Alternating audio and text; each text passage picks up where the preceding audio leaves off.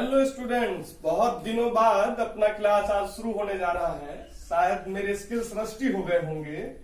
तो हम लोग अभी तक दो चैप्टर पढ़ चुके थे फिजिक्स का, इलेक्ट्रोस्टैटिक्स और कैपेसिटर। ये इलेक्ट्रोस्टैटिक्स का ही पार्ट था दोनों, जिसमें हमने पढ़ा था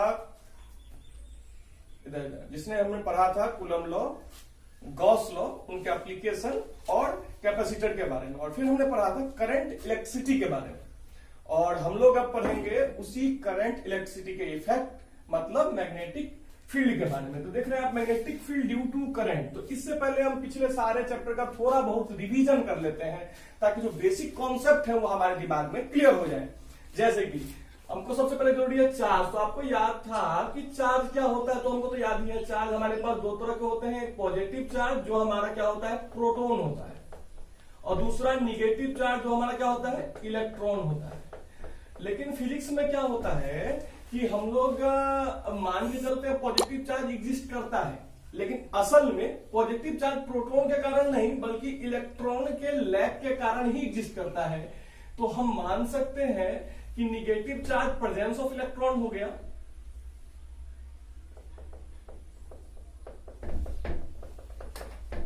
और जबकि हमारा पॉजिटिव चार्ज क्या हो गया, लैक ऑफ इलेक्ट्रॉन हो गया। मतलब इलेक्ट्रॉन की कमी हमारा पॉजिटिव चार्ज हो गया, और इलेक्ट्रॉन का जो हमारा अधिकता है, एक्सेसनेस है, या उसका प्रेजेंट होना जो है, या प्रेजेंस की जगह अगर एक्सेस कर दे तो और ज्यादा बढ़िया रहेगा। एक्सेस में ज्यादा मात्रा में, क्योंकि इलेक्ट्रॉन तो ऑलरेडी होता ही है किसी भी एटम में या किसी भी सब्सटेंस में। अब हमको यहां देखना है अब चार्ज के प्रॉपर्टीज में क्या थे। जैसे कि हमने पढ़ा था, चार्ज एडिटिव नेचर का होता है, चार्ज को स्केलर प्रोडक्ट माना जाता है, चार्ज को डायरेक्शन नहीं होता है ना, वगैरह वगैरह हमने पढ़ा था। चार्ज को मैथमेटिकल अलजेब्रा के द्वारा जोड़ा जा सकता है ना। चार्ज का नाइदर भी प्रोड्यूस नॉर भी डिस्ट्रॉयड, बहुत सारी चीजें हमने पढ़ी थी। लेकिन एक चीज जो हमारे काम आने वाला है उसको कहते हैं इलेक्ट्रिक फील्ड। क्या कहते हैं उसको, इलेक्ट्रिक फील्ड। अब इलेक्ट्रिक फील्ड क्या, जैसे हम देख रहे हैं वर्ड की फील्ड है, तो फील्ड का डेफिनेशन तो हम लोग जानते हैं। जैसे हम लोग क्रिकेट खेलने जाते हैं तो एक निश्चित एरिया हम निश्चित कर लेते हैं कि ये हमारा बाउंड्री हुआ, और उस बाउंड्री के अंदर के एरिया को हम कहते हैं ये हमारा फील्ड है, ये मैच का फील्ड हो गया। तो उसी तरह कोई एक आदमी होता है ना, जो दुकान करता है, कहता है यहां से यहां मेरे कस्टमर आते हैं, तो यहां से यहां मेरे फील्ड हो गए। कहने का मतलब इलेक्ट्रिक फील्ड भी कुछ उसी तरह एसोसिएटेड होगा, किससे, चार्ज से। तो चार्ज इलेक्ट्रिक फील्ड पैदा करता है, कब, जब स्टैटिक रहता है तब भी, और जब वो मोशन करता है तब भी। दोनों ही सिचुएशन में चार्ज का सबसे बेसिक प्रॉपर्टी है इलेक्ट्रिक फील्ड को जनरेट करना। तो इलेक्ट्रिक फील्ड क्या है, बेसिकली एरिया अप टू विच, जहां तक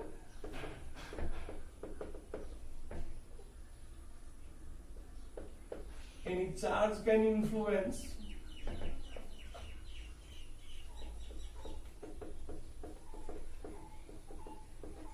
other charges।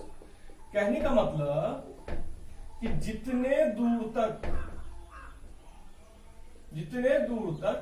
कोई भी चार्ज किसी दूसरे चार्ज को असर डालेगा, चाहे उसको रिपल्स करे, चाहे उसको अट्रैक्ट करे, वो उसका एरिया क्या कहला जाएगा, इलेक्ट्रिक फील्ड कहलाएगा। और इलेक्ट्रिक फील्ड कहां तक होता है, जब हम इसकी बात करें तो वो इनफाइनाइट तक होता है, लेकिन वो प्रभावी नहीं होता इनफाइनाइट तक। मतलब इनफाइनाइट तक काम नहीं करेगा। जैसे हम लोग जानते हैं कोई चुंबक कहीं रख दे तो लोहे के पार्टिकल को खींचेगा, लेकिन एक निश्चित दूरी तक खींचेगा। लेकिन साइंस को होता है कि उसका मैग्नेटिक फील्ड इनफाइनाइट तक काम कर रहा है। तो हम लोग इनफाइनाइट तक क्यों नहीं महसूस कर पाते हैं, क्योंकि हम जानते हैं हम लोग आवाज देते हैं, चिल्लाते हैं।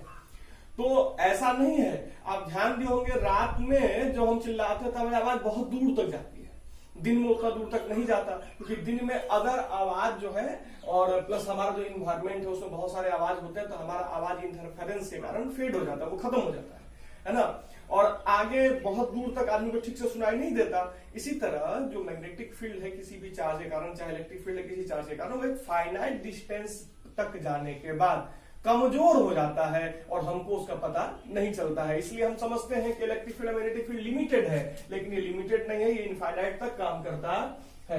अब हमारा चैप्टर जो है ये मैग्नेटिक फील्ड के बारे में। तो मैग्नेटिक फील्ड क्या है, देखिए, जब तक चार्ज स्टैटिक रहता है, कहने का मतलब जब तक चार्ज रुका रहता है, स्टेशनरी रहता है, तब तक वो इलेक्ट्रिक फील्ड को जनरेट करता है। लेकिन जैसे ही चार्ज मूव करेगा तो वह इलेक्ट्रिक फील्ड के साथ साथ एक और फील्ड जनरेट करेगा जिसको कहते हैं मैग्नेटिक फील्ड। अब जैसा कि नाम से पता चल रहा है, मैग्नेटिक फील्ड जैसा कि नाम से पता चल रहा है कि जरूर ये मैग्नेट से रिलेटेड होगा। हाँ, ये मैग्नेट से ही रिलेटेड है, क्योंकि पहले तो मैग्नेटिक फील्ड किसी मैग्नेट का ही होता था। बाद में ऑरस्टेड ने प्रयोग द्वारा दिखाया कि इलेक्ट्रिक करंट भी एक मैग्नेट की तरह ही काम करता है। जो करंट कैरिंग लूप होता है हमारा, वो एक मैग्नेट की तरह काम करता है। तो हम जानना चाहते हैं मैग्नेटिक फील्ड, तो बस इसका भी सिंपल परिभाषा वही हो सकता है कि area of to which any magnet can influence other magnet, है ना। तो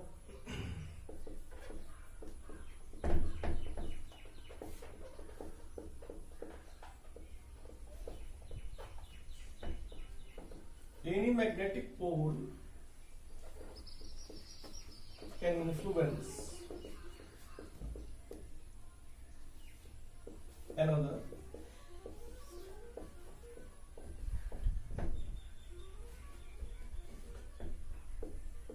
यह बात आई एक मैग्नेटिक पोल की कि मैग्नेटिक पोल क्या होता है।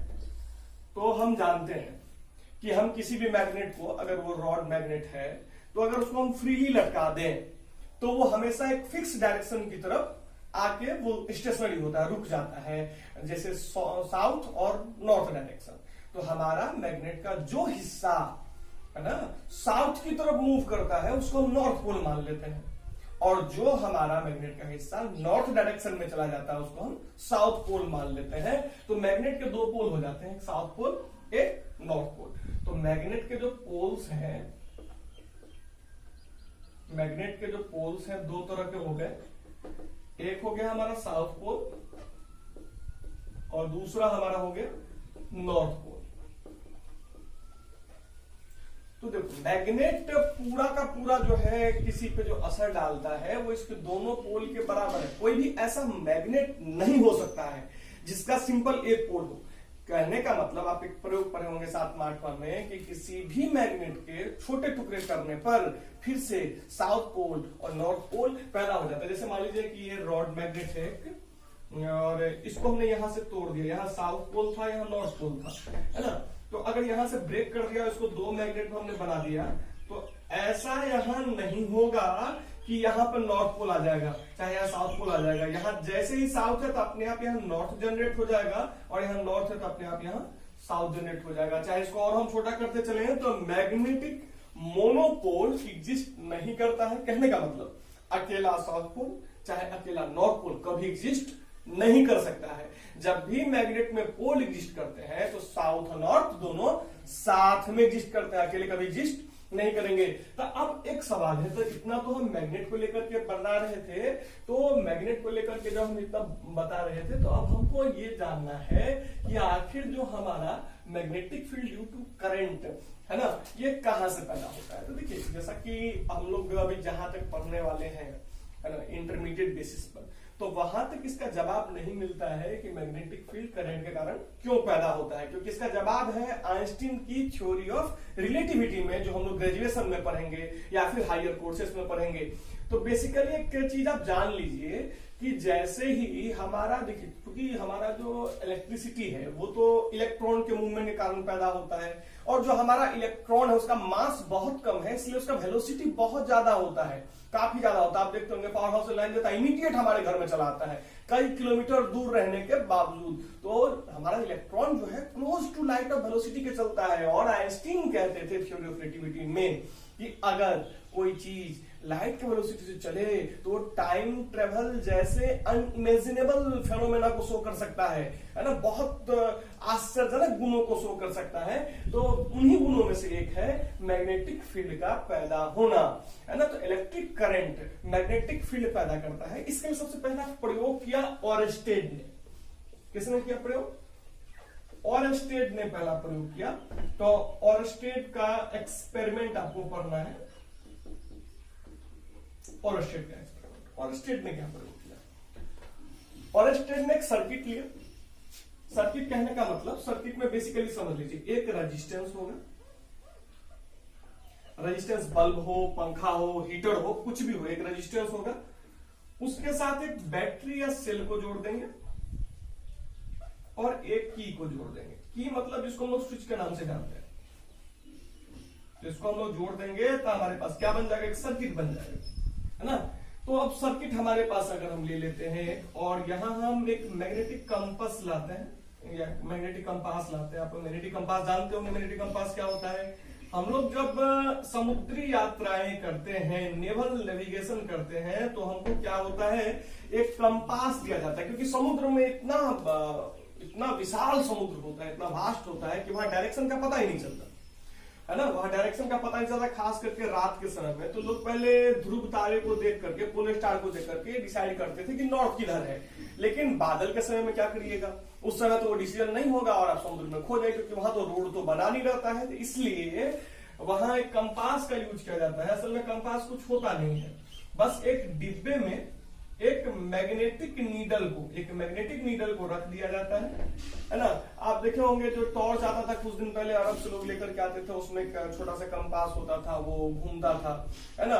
तो मैग्नेटिक नीडल को रख दिया जाता है। जो मैग्नेटिक नीडल चूंकि एक मैग्नेट होता है, तो वो फ्रीली छोड़ देने पर वो अर्थ के नॉर्थ पोल और साउथ पोल की तरफ अपने आप घूम जाता है। तो इसी मैग्नेटिक कंपास को यहां लाके रखा गया, तो क्या देखा गया, देखा यह गया कि जब इलेक्ट्रिक करंट पास किया जाता है ऐसे करके, याद रखिएगा, जब इलेक्ट्रिक करंट पास होता है तो वो हमारे बैटरी के जो हायर पोटेंशियल वाला जो हमारा बैटरी का इलेक्ट्रोड है उससे पास होता है। तो ये करंट इधर से निकलेगा और ये करंट यूं मूव करता हुआ और वापस इस बैटरी में चला आएगा। ये करंट आई हो गया जो रेजिस्टेंस आर से जा रहा है, और किसके कारण, तो ये सेल ई के कारण। तो हम लोग यहाँ ध्यान दे रहे हैं, जैसे करंट पास करना चालू हुआ तो ऑरस्टेड ने क्या देखा कि ये जो हमारा नीडल है ये थोड़ा सा डिफ्लेक्ट हो गया।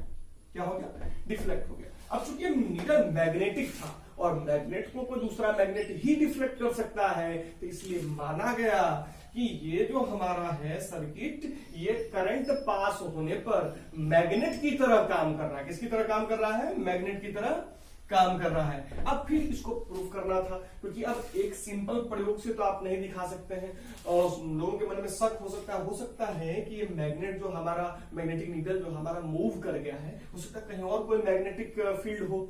इसलिए हमने क्या किया, बैटरी को ही हमने उल्टा कर दिया, ताकि हमारा करंट का डायरेक्शन क्या हो जाए, पलट जाए, और हम ये साबित कर सकें कि ये जो मैग्नेटिक फील्ड पैदा हुआ था वो और किसी कारण नहीं बल्कि इलेक्ट्रिक करंट के कारण ही पैदा हुआ था।